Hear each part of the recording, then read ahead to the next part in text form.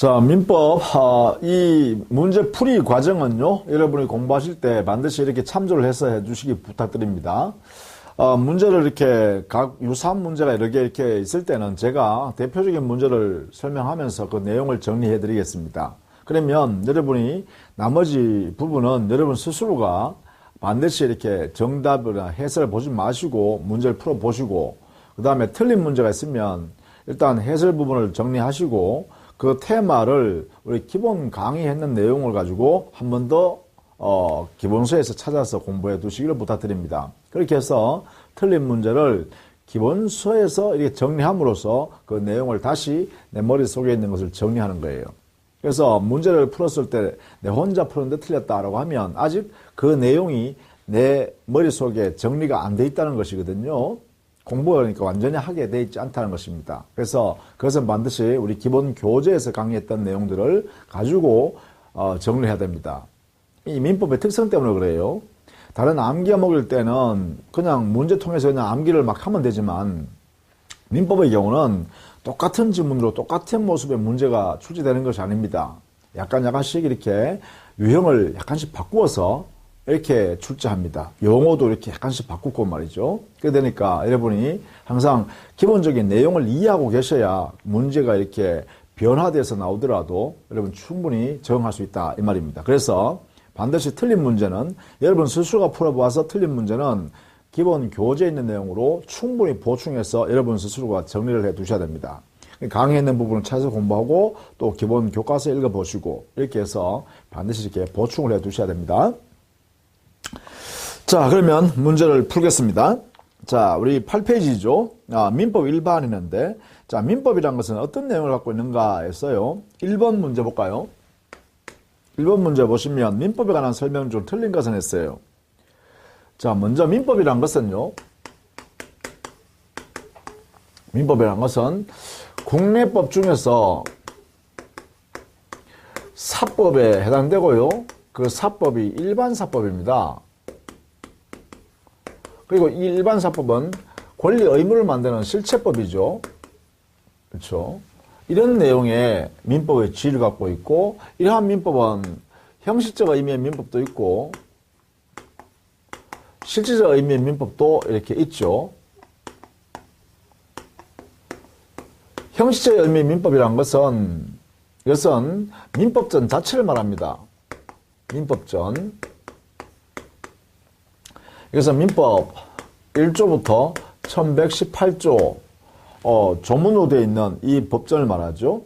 실질적 의미 민법이라는 것은 개인 사이의 민사에 관하여 적용될 수 있는 모든 법체계입니다. 법체계. 그래서 민법전 이거 외에도요, 물론 관습법상에 있는 데는 개인 사이에 규율하는 법제도 이런 것도 다 적용되는 것이죠. 이런 것들을 우리는 통틀어서 민법이라고 합니다. 보통 이렇게 실제 의미의 민법을 우리는 뭐라고 하냐면 민법의 법원이라고도 합니다. 같은 말이라 보실 수 있죠. 법원. 법의 원천이다 이 말이죠.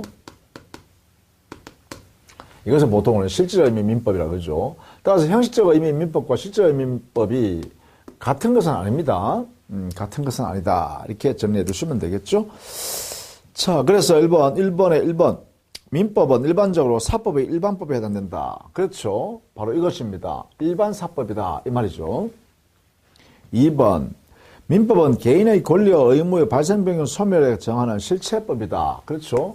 권리 의무 관계를 다루는 실체법이다. 이렇게 됩니다. 3번. 민법은 일상생활에 있어서 개인이 지켜야 할 규범이자 법인이 재판의 기준이 되는 법관에게 행하여진 규범이기도 하다. 자, 이 민법의 이 법 규범의 성격은 기능에도 좋습니다. 규범의 기능은 개인에게는 행위 규범의 역할입니다. 개인에게는 행위 규범. 그래서 개인이 어떤 행위를 결정함에 있어서는 내가 어떤 행위를 하게 되면 그 상대방과 어떤 권리 의무 관계가 만들어진다 이런 것을 판단할 수 있는 근거가 되는 기준이 되죠. 그런 면에서 이 민법이 이런 작용을 하는 것이고, 동시에 법원에 대해서는요, 즉 법관이죠. 법관에서는 재판할 때 기준이 됩니다. 재판규범이라고 하는데, 재판할 때요, 마음대로 권리 의무를 판사가 마음대로 이렇게 인정해 주는 게 아니라 반드시 민법에 근거해서 권리 의무 관계를 당사자한테 인정 여부를 정해야 된다는 것이죠. 그때 역시 민법의 작용에 의하여 움직여야 된다. 뭐 이런 이야기죠. 재판규범이다. 이런 내용을 지금 4번에서 설명하고 있네요. 그렇죠? 그 다음에 5번에 실질적 의미 민법과 형식적 의미 민법은 그 내용에 있어서 동일하다. 아니죠. 이 형식적 의미 민법은 순수한 민법전 자체예요. 여기 보면 실질적 의미 민법도 있고 동시에 공법적 영역도 있어요. 공법 규정도 이 안에 존재하고 있습니다. 근데 공법 규정은 실질적 의미 민법에 들어갈 수 없죠. 개인 사이에 민사관계에 대한 문제가 발생할 때 적용되는 것이니까 실질적 의미 민법은 그죠? 그래서 형식적 의미 민법 전체 그 규정 안에 실질적 의미의 민법을 다 가지고 있는 것도 아니에요. 그런 면에서 이 두 가지는 같은 것이 아니다. 이렇게 정리해 두셔야 돼요. 따라서 5번이 틀렸죠. 자, 요 내용을 꼭 알아두셔야 되겠습니다. 1번 문제. 그 다음에 3번에 가보실까요? 3번. 민법의 법원의 설명으로서 옳지 않은 것은 했어요.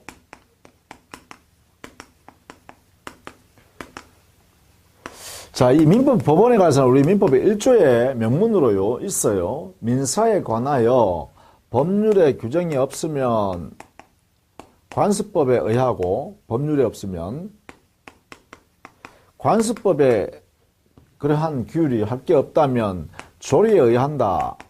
이렇게 되어 있었죠.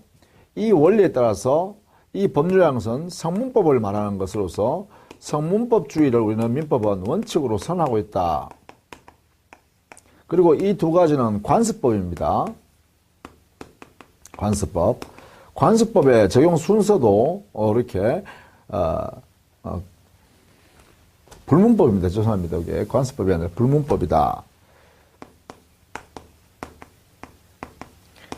자, 이 불문법은요, 순서도 관습법 우선, 조리 후, 이래 되죠.